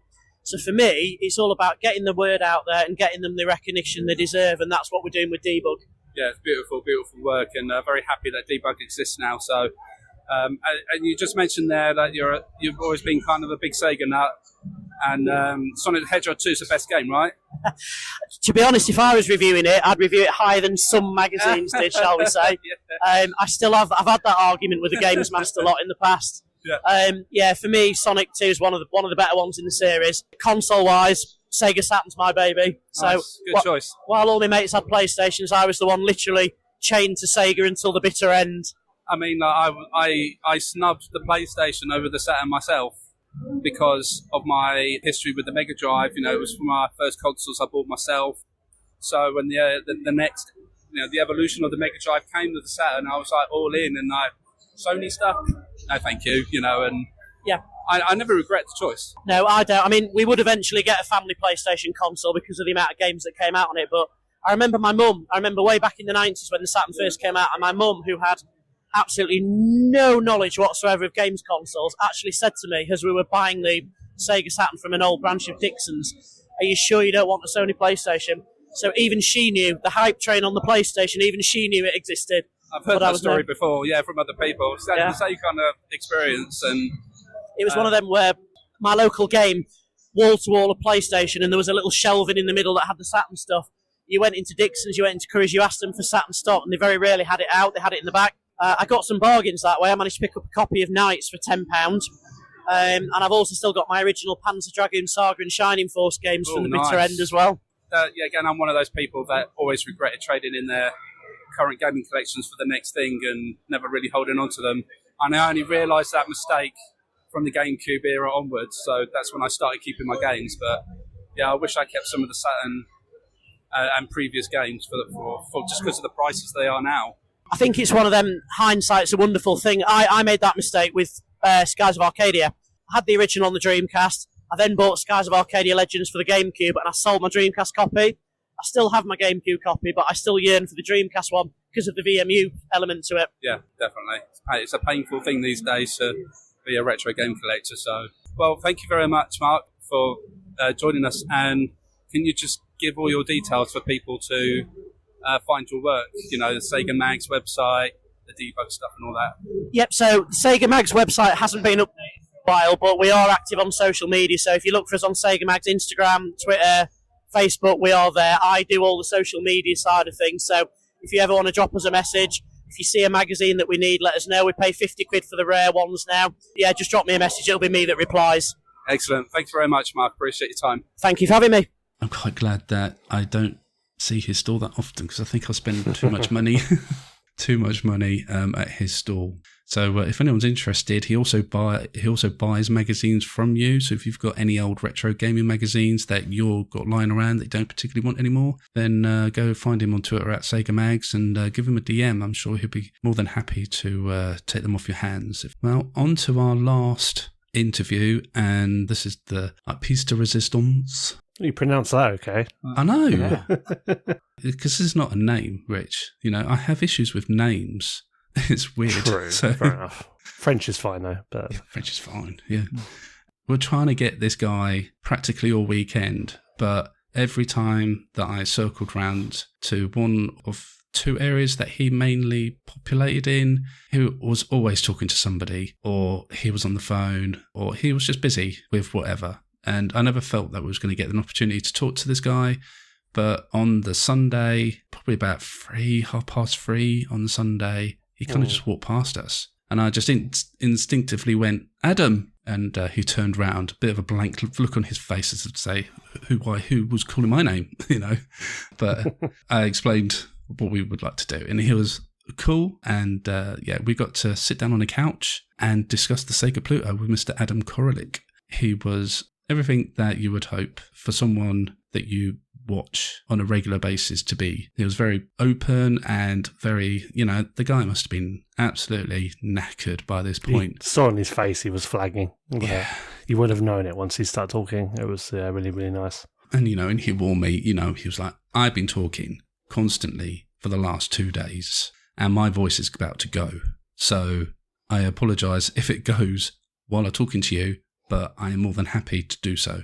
So yeah, he suggested we go outside into the foyer bit of the hall where it would be quieter, and there's a couch out there. We took that up, we went out, we sat and chilled on the couch. But of course, the whole idea kind of fell to pieces because that was the point where the OLL staff were breaking down the tables because it was near the end of the event. No. Loud people were leaving as well. Like, so I've done my best to get rid of most of the ambient noises in the background, but there are a couple of like loudish bangs in the background as we're talking. Of the staff putting the tables down, and the bangs are, I assume, are the legs banging against the table as they're folding them away and such. So, but yeah, there was just those couple of like, oh no, we came out here because it was quiet, and then that happened. Adam was really kind with his time. He spent 15 minutes with us, talking with us, mostly about the Sega Pluto. He gave us the full breakdown on how he came to have the Sega Pluto in his hands, where it came from,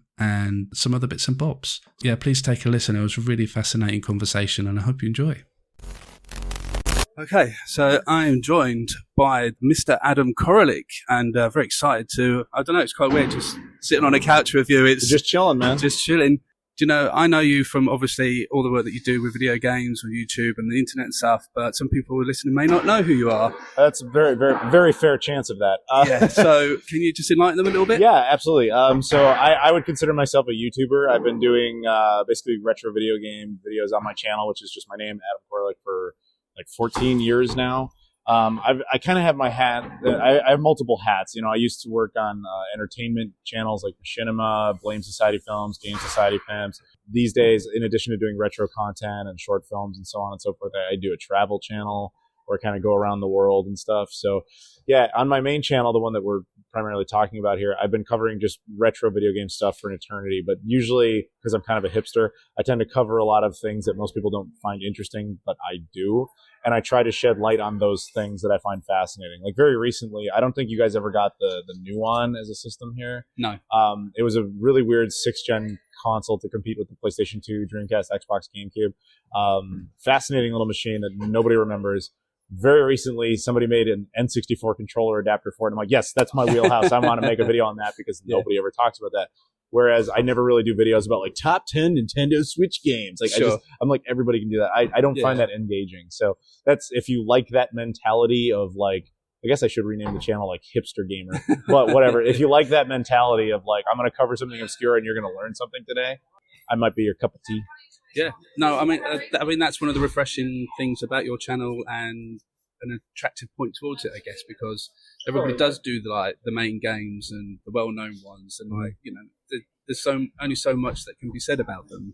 I agree. There's only so many reviews on the PS1 that I'm interested in watching. Yeah, exactly. Yeah. And it's also really cool to learn about these things that you point out that exist that we don't know, because it's just great for preservation. And I agree completely. Yeah, and it's really great work that you do.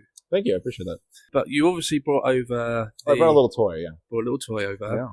The Sega Pluto. Yes, the Sega Pluto prototype. Yes. And how did you come about grabbing that? Right, so it's not mine, to be clear. I am the custodian of it. So basically, should I explain what the Sega Pluto is first? Or yeah, probably, okay. Yeah. So the Sega Pluto was a prototype Sega of America was working on. They forced Sega of Japan to build it, and then Sega of Japan forced Sega of America never to release it. So they only made 6 of them, 4 of which were just like solid white resin systems. They destroyed 3 of those, so there's 1 surviving white one, and then there's 2 black units that both operate. That's it. So essentially, because the white one is just a mock-up, there's really only 2. Now, the one that I've got access to belongs to a buddy of mine named Roger. When he was a kid, he found it in a flea market or car boot sale for all of $3 US. Now, basically, when Sega was designing it, they just canceled the project. It was an upgraded version of the Sega Saturn. So it had a built-in modem. It had a built-in hard drive. And we're not sure, but we think the idea was Sega Channel for the Saturn, or if to a more modern reference, something like Xbox Game Pass, but for the Saturn. So the hard drive they have in it is 512 megabytes, which was not that big now, but at the time was ludicrous. Yeah. And it would have been enough space for any one game. So that's what we think they were trying to do. But it was just prohibitively expensive to actually produce that. 96 or 97, when it would have come out, probably would have retailed for at least $1,000 US. Wow, yeah. Which would have been insane. I mean, the Saturn itself was already too expensive, so that really wasn't going to do anything. So my buddy found it, like I said, he found it in a flea market car boot sale in 1999. when he was a kid. He just found it when he was a kid. Yeah. But you have to remember, this was pre-smartphone, it was pre-Google. He had no idea what he was looking at. And so he couldn't even Google the most basic of things because that wasn't a concept. Yeah. All he saw on it was a Sega Saturn logo. That was the only thing he recognized. So he just assumed, okay, that's a Japanese Saturn. That must be what Japanese Saturns look like. Mm-hmm. So he just bought it thinking that. And he took it home and he bought a Japanese game, put it in, it didn't work. And he was like, oh, I guess it's broken. He almost threw it away, but then he decided not to. He just put it in a shoebox and essentially forgot about it for 20 years. Eventually what happened is the other Pluto showed up. The one in Japan surfaced in 2013 because the Sega employee who had it had died, and there was an estate sale basically going on. And the new owner was like, what is this? And the internet freaked out because Sega, unlike, say, the Neptune prototype, which was a 32X Mega Drive or Genesis combo, they never announced or advertised in any way, shape, or form the Pluto. They never told the world about it. This was the first time the world is hearing they had ever made this thing. And so the whole internet is freaking out over the Japanese one. Meanwhile, Roger sees this news. He's like, no, I have one of these. And nobody believed him. So he took photos, and then he was like, I don't really care. I'll sell it if somebody actually wants it. It doesn't matter to me.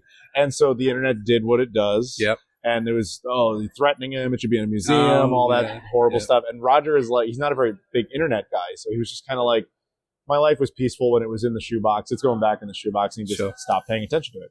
So a few years later, 2019, I'm at a random video game store in California. And the owner of the store had seen a bunch of my videos. So he was like, just making conversation. He's like, hey, do you know what the Sega Pluto is? And I'm like, yeah, of course I do. Like, that's my wheelhouse. Like, again, hipster gamer. So of course I know what that is. He's like, the guy who owns it's like 10 minutes away. You want to see it? He's like, yes. And so 10 minutes later, Roger shows up, never met me before. He's like, yeah, here you go. He just hands it to me. Now, at the time, the controller port didn't function properly. The disc lid, if you actually look up old photos of it, the disc lid is always up. Yeah. There's a little white piece of plastic in there that holds it down. Sega never built that for whatever reason. So it was always up, and I was just stunned to see it. I was like, wow, this is amazing. And he's like, yeah, it doesn't work, though, if you put a game in it. I was like, what games you put? He's like, I put Japanese games in. I'm like, it's American. It is? Yes, it is American. So I put an American game in, and we put Virtual Hide in there, and it worked immediately. He was whoa, I had no idea. Saturns are built like tanks. I mean, ultimately, it's a Saturn, right? So I told him, like, dude, you're sitting on this ridiculously rare piece of history. You have no idea really what you have. Let's do something with this. And to his credit, he was totally agreeable. He's like, yeah, sure. So we took it out to Ben Heck, which is another YouTuber. He did some modification work to it. He repaired the controller port, as I mentioned. He did some recaps where he just kind of did preventative maintenance. But the big thing he did is he put that white piece of plastic in so the disc lid would hold down. And then after all that, eventually Roger just kind of said, like, I don't like traveling. I don't want to do conventions. I don't know the story. Because we used to have Roger try to tell people what it was, but he didn't know the story. So he was like, oh, this was like the early Dreamcast. I was like, no. That's not true. That's not what it was. So he was like, I can't tell this story. I don't know it. So I was like, that's fine. So he eventually let me borrow it for, not for the purposes that we've used it for, which was to take it to cons, but the Sega Neptune. Like I said, one of those exists. It's at the National Video Game Museum in Frisco, Texas. And I was like, I would love to make a video on that thing. But no museum's going to let me just walk in there and be like, yeah, give me your treasures from behind the glass and let me do this. So I thought, if I have the Pluto when I walk in there, they'll see there's some legitimacy. Yeah. So I messaged Roger and told him that's what I wanted to do. And he was like, if it was anyone else, there's no chance. I would just, I would say something nasty and tell him to go away. But if you really want to fly out to California just to pick up this thing, sure. So I did. I brought it back. I took it down to Texas, and I walked into the museum, and I talked to the guy who was running it, and I told him, like, hey, have you ever heard of the Sega Pluto? He's like, yeah, we have one. And I was like, wait, what? And that's when he showed me the white one. Oh, no, that's really cool. I was like, wow, that's amazing. Yeah. The one that doesn't work. And I was like, you want to see something? He's like, what do you have? And I bring out the Sega Pluto that works. And he was freaking out because he had no idea that one existed. Yeah. And I had this idea of, like, wouldn't it be cool to do, like, a prototype family reunion? But before I could even suggest it, he's like, let me go get the Neptune. And he just ran off and grabbed it. And so then all of a sudden we have all three of these things in the same room at the same moment. Wow. The universe didn't blow up, which was nice. Yeah. I got a lot of great photos. I have a photo of me holding both Plutos at the same time. It's like I'm holding newborns. Yeah. It was so crazy. But yeah, it was a lot of fun. And then after that, Roger just straight up told me, he's like, dude, I don't need it back anytime soon. If you want to just hang on to it, you can take it to conventions. If you think anybody cares, go ahead. And so for like the last year and a half, whenever I travel, and when I travel a lot, I bring it with me. I take a lot of weird photo ops with it. I put it in I do kind of like an elf on the shelf thing where you just kind of stick it in front of stuff. So like, I don't know if anybody out there ever saw the movie The Goonies. Like, I've taken it to the Goonies house. Take a photo in front of the Goonies house. Like, why not? Why not? You know, just random places throughout the world. It's been to like 7 countries, and it's had quite the journey, and will continue to do so. Just the perfect person to land on, really, isn't it? The Pluto to you. The combination of the two of us, because I was already in the con scene. I was a YouTuber. I obviously do Sega stuff. I care a lot about it. I travel like a lunatic, so it opens that possibility. But it was also perfect. Roger is the perfect owner. People online have been like, that guy shouldn't own it. He doesn't know anything about it. I'm like, that makes him the perfect owner because he doesn't choose to keep it behind glass as like a painting. Yeah. He's like, let other people experience it. That's a good owner, dude. Yeah. Like if like a bad owner would be like, I'll just throw it in a museum and you have to come to me. No, this guy gave you the opportunity to traveling museum. You can go see it anywhere in the world, potentially, depending on if there's a convention or event that wants it. That's all it takes. Yeah. For us people in the UK, it's just wonderful that kind of approach was given for the Pluto because you're a Sega country. We are, and like having to travel all the way to America just to see the Pluto would probably put a lot of people off. So for us to have the opportunity to have it here in the UK and be able to see it in real life, it's just wonderful.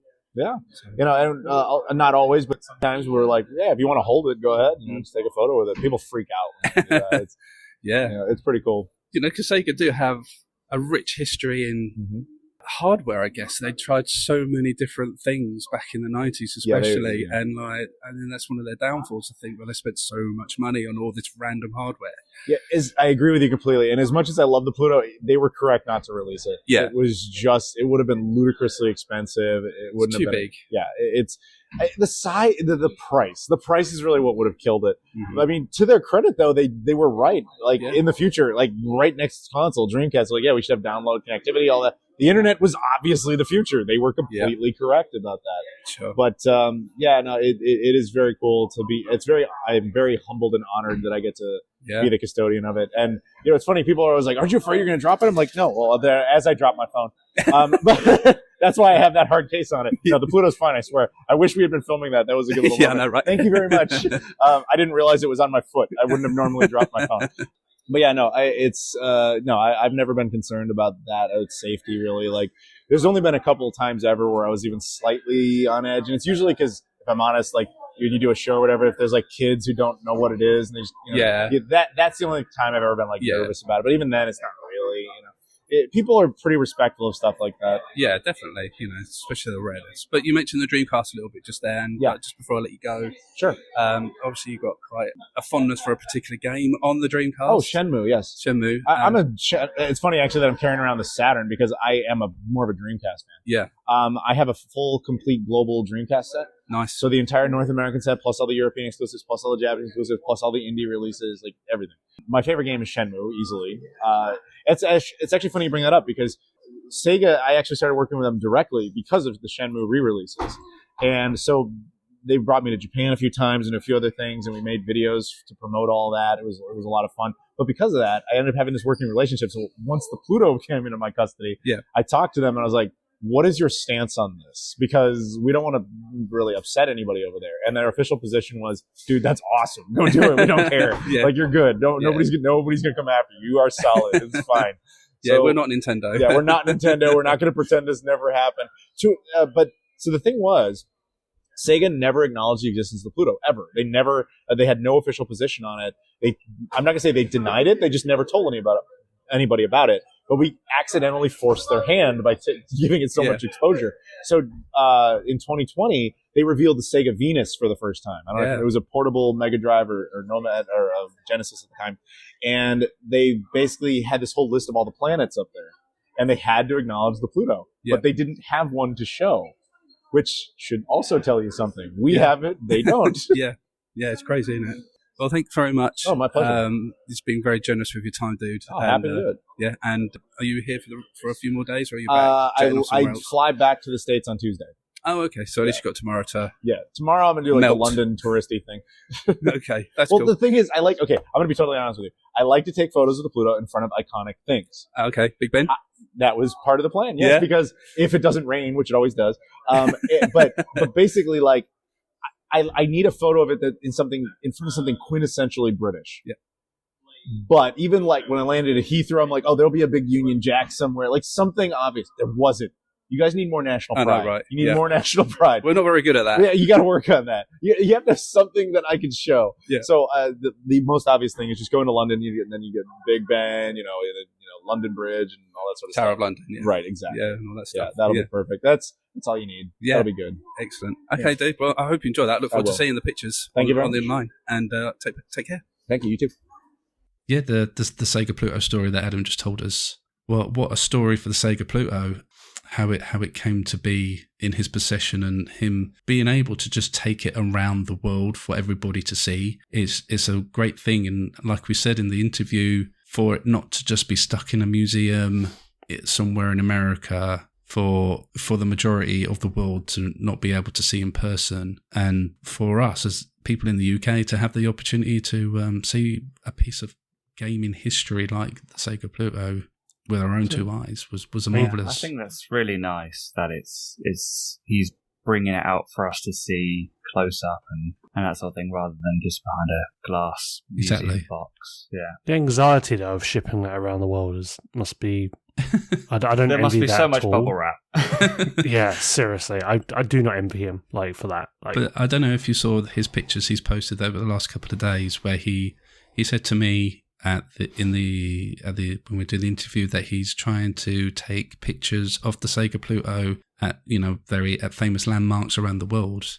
So he went to London on the Monday after the event to try and take some pictures of the Sega Pluto with some famous London landmarks, which he did do. But obviously he has to hold the Sega Pluto in one hand, so he can take the picture with his phone with his other hand. So he's literally, all the pictures it's just like the Sega Pluto just balancing on one hand while he's taking the picture of it, and Big Ben. Did that get your spine going a little bit when you see it that? did. A little bit. Yeah. I'm not going to lie, a little bit of sweat did start occurring on my forehead, and a bit of anxiety was kicking in, and that was just me looking at a picture of him holding it. My hands are starting to sweat just talking about it now.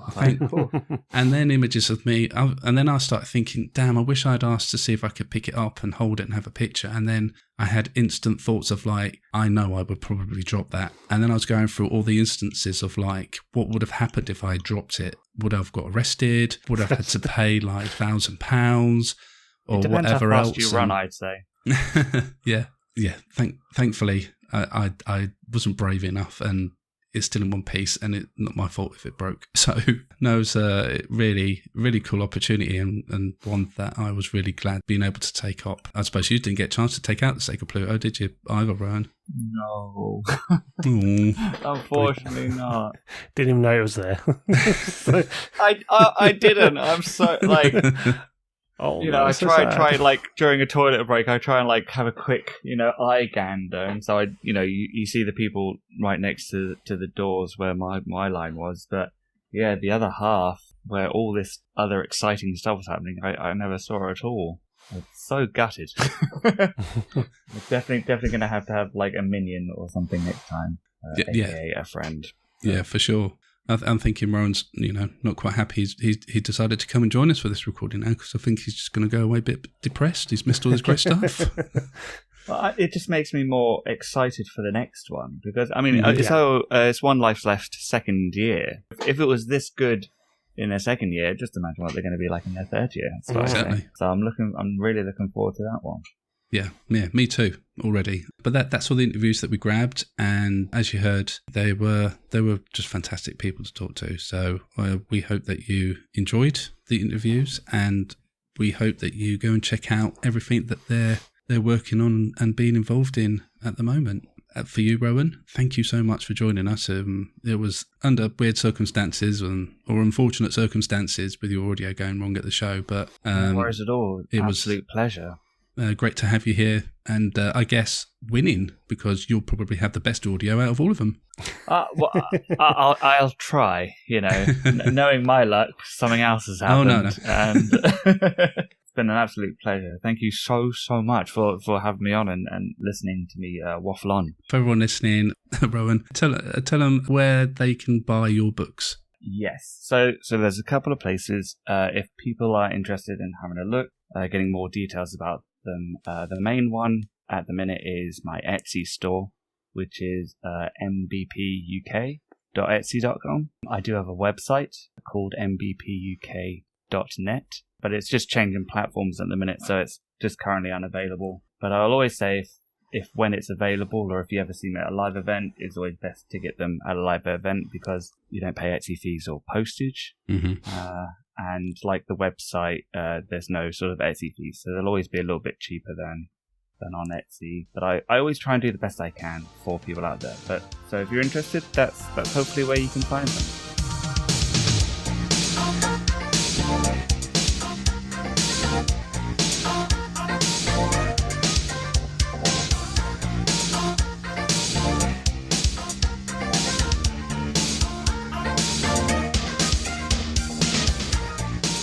Well, that's all the time we have for this week. A massive thank you, as always, for everyone joining us. If you would like to donate to the show, then please visit our coffee page where you can show your support, starting from just £1. You can find a link in the show description or on our website. Speaking of the website, please give it a visit. We have articles, game reviews, our entire back catalogue of episodes and more at thewolfiepod.com. But chaps, it's time to say goodbye. Goodbye. Goodbye from me. My name has been Jason, and you've been listening to What's Wrong with Wolfie, the retro podcast to the max. We'll catch you guys later. Bye-bye.